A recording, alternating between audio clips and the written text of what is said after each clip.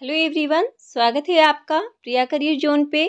आज के वीडियो में पॉलिटी का मोस्ट इम्पॉर्टेंट टॉपिक को डिस्कस करेंगे। टॉपिक का नाम है संविधान की प्रस्तावना, जिसे प्रियम्बल भी कहते हैं। इस वीडियो में टोटल 60 क्वेश्चन को डिस्कस करेंगे जो आपके एग्जाम में प्रस्तावना से क्वेश्चन बनेंगे।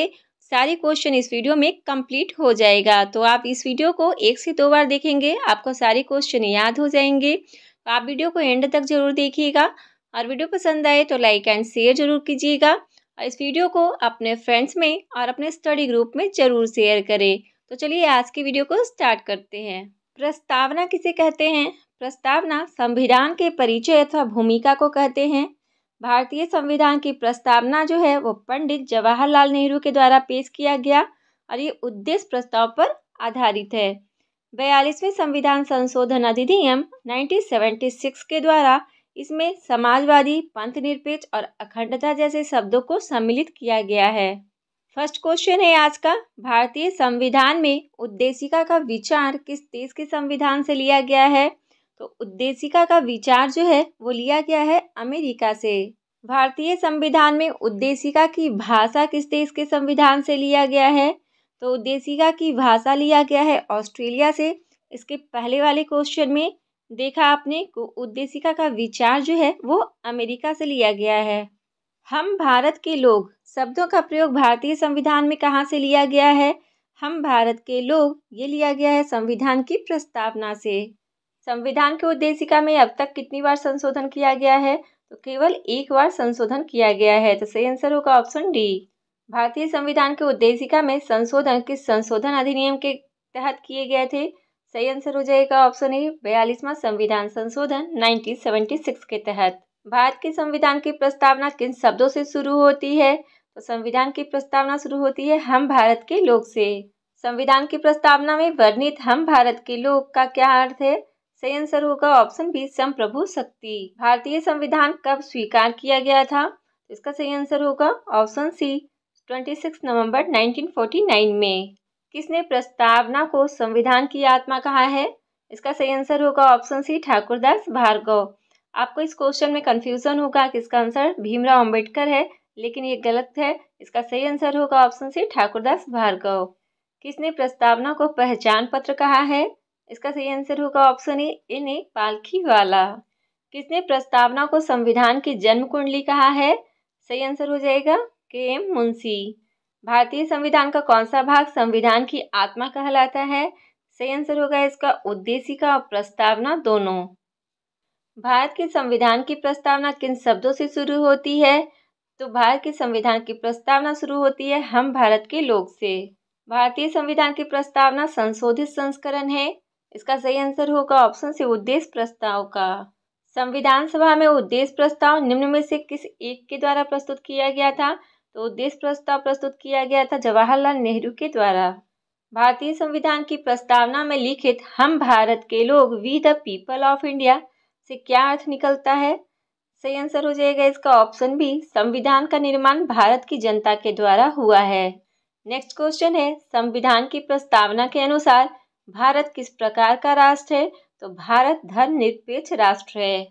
भारत में लौकिक सार्वभौमिकता है क्योंकि संविधान में प्रस्तावना आरंभ होती है हम भारत के लोग शब्दों से। संविधान सभा में जवाहरलाल नेहरू के द्वारा उद्देश्य प्रस्ताव कब प्रस्तुत किया गया था? तो उद्देश्य प्रस्ताव प्रस्तुत किया गया था ऑप्शन बी, 13 दिसंबर 1946 में। नेक्स्ट क्वेश्चन है, कौन सा संविधान संशोधन लघु संविधान मतलब मिनी संविधान माना जाता है? ये क्वेश्चन बहुत ज़्यादा इम्पॉर्टेंट है। इसका सही आंसर होगा ऑप्शन सी, 42वां संविधान संशोधन जो 1976 में हुआ।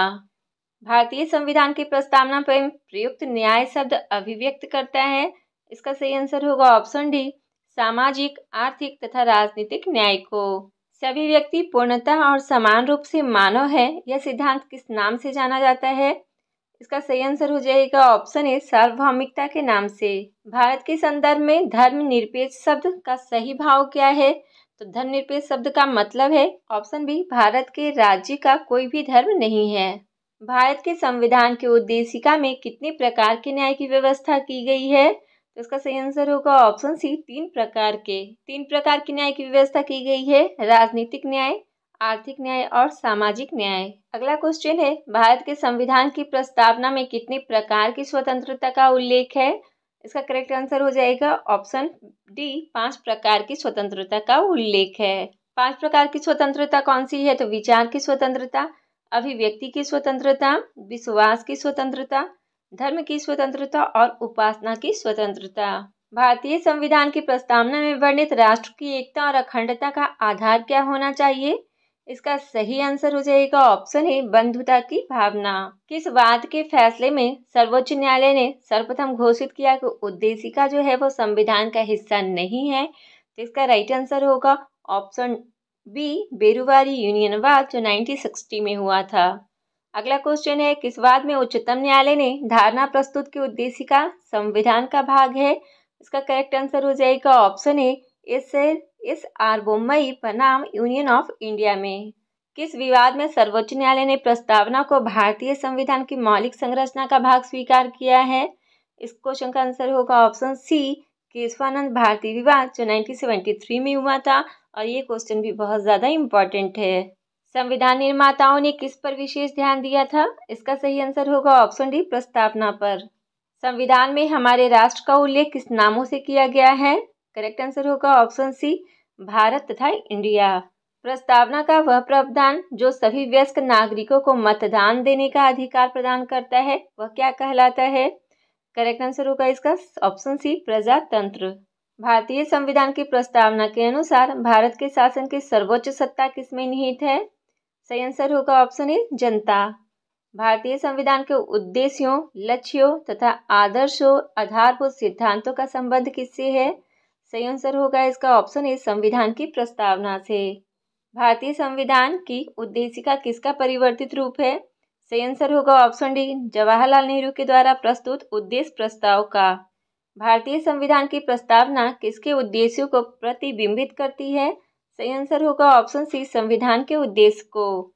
लोकतंत्र का तात्पर्य है कि सार्वभौम सत्ता के हाथ में होती है। सही आंसर होगा इसका ऑप्शन बी, लोग। निम्नलिखित में कौन भारत को धर्मनिरपेक्ष राज्य वर्णित करता है? इसका सही आंसर होगा ऑप्शन बी, संविधान की प्रस्तावना। भारत के संविधान के उद्देश्यों में से एक के रूप में आर्थिक न्याय का किसमें उपबंध किया गया है? सही आंसर होगा इसका ऑप्शन सी, उद्देशिका तथा राजनीति के निर्देशक तत्व में। एक पंथ निरपेक्ष राज्य है। इसका सही आंसर होगा ऑप्शन डी, धर्मों के प्रति तटस्थ रहता है। न्याय में सम्मिलित सभी पक्ष सामाजिक, आर्थिक और राजनैतिक भारतीय संविधान में किस देश से ग्रहण किए गए हैं? इसका सही आंसर होगा ऑप्शन बी, रूस से।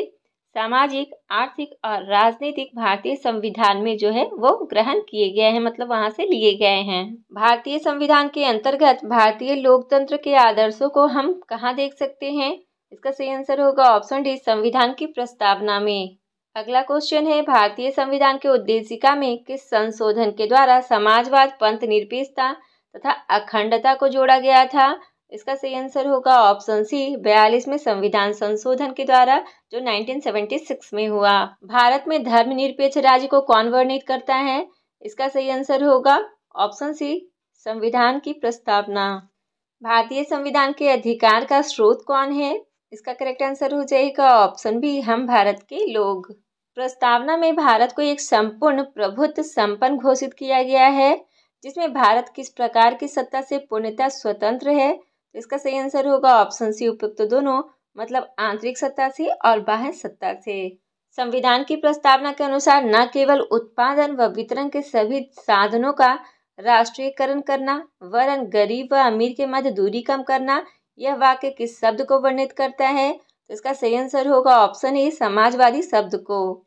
नेक्स्ट क्वेश्चन है, प्रस्तावना का वह कौन सा प्रावधान है जो सभी वयस्क नागरिकों को मतदान का अधिकार प्रदान करता है? तो मतदान का अधिकार प्रदान करता है ऑप्शन ए, गणतंत्र। इनमें से कौन भारत के संविधान का भाग है किंतु वह अन्य भागों से स्वतंत्र होकर उसका कोई विधिक प्रभाव नहीं है? इसका सही आंसर होगा ऑप्शन ए, उद्देशिका। भारतीय संविधान की प्रस्तावना में भारत को किस रूप में घोषित किया गया है? तो इसका सही आंसर होगा सभी प्रभुत्व संपन्न, समाजवादी, धर्मनिरपेक्ष और प्रजातांत्रिक गणराज्य। भारत के संविधान की प्रस्तावना में प्रयुक्त स्वतंत्रता, समानता एवं बंधुत्व शब्द किस क्रांति से प्रेरित है? इसका सही आंसर हो जाएगा ऑप्शन बी, फ्रांस की क्रांति से। संविधान की प्रस्तावना का विधिक स्वरूप क्या है? इसका करेक्ट आंसर हो जाएगा ऑप्शन ए, यह लागू नहीं किया जा सकता है। भारत के संविधान के निर्माणकर्ताओं का मत निम्नलिखित में से किसमें प्रतिबंधित होता है? तो इसका सही आंसर होगा ऑप्शन ए, उद्देशिका में। हमारी प्रस्तावना में निम्नलिखित में से कौन से शब्द का अर्थ यह है कि व्यवहार में हम एक ही परिवार के सदस्य हैं? तो इसका सही आंसर हो जाएगा ऑप्शन सी, बंधुत्व। भारत के संविधान की प्रस्तावना के शुरुआती शब्द के संविधान से उधार लिए गए हैं। तो इसका करेक्ट आंसर हो जाएगा ऑप्शन बी, संयुक्त राज्य अमेरिका से जो है शुरुआती शब्द हम भारत के लोग। संविधान की प्रस्तावना में अंतिम बार कब संशोधन किया गया था? इसका सही आंसर होगा ऑप्शन बी, 1976 में। किस केस में यह निर्णय दिया गया कि उद्देशिका संविधान का भाग नहीं है? तो इसका सही आंसर होगा ऑप्शन डी, बेरुवारी केस। निम्नलिखित में से किसने संविधान सभा के उद्देश्य संकल्प को आगे बढ़ाया? इसका करेक्ट आंसर हो जाएगा ऑप्शन डी, जवाहरलाल नेहरू। भारत के संविधान की प्रस्तावना में कितने प्रकार के न्याय, स्वतंत्रता, समानता और अखंडता का उल्लेख उसी क्रम में दिया गया है?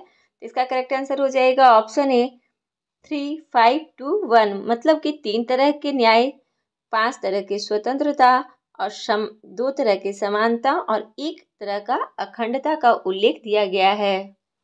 संविधान की प्रस्तावना में भारत को क्या कहा गया है? इसका सही आंसर होगा ऑप्शन डी, सर्वसत्ताधारी, समाजवादी, धर्मनिरपेक्ष, लोकतांत्रिक गणराज्य। आज का लास्ट क्वेश्चन है ये, संविधान की प्रस्तावना में प्रयुक्त शब्द सेकुलर का क्या अर्थ होता है? तो सेकुलर का अर्थ होता है सभी नागरिकों को धर्म एवं उपासना की स्वतंत्रता। आज की वीडियो आपको कैसी लगी? आप अपना फीडबैक हमें कमेंट में जरूर दें। वीडियो पसंद आई होगी तो लाइक एंड शेयर जरूर कीजिएगा। चैनल पे पहली बार आए हैं तो प्लीज़ चैनल को सब्सक्राइब कर ले और पास वाले बेल आइकन को प्रेस कर ले ताकि न्यू वीडियो का नोटिफिकेशन आपके पास सबसे पहले पहुंच सके। मिलते हैं इसी तरह की और भी नई वीडियो में।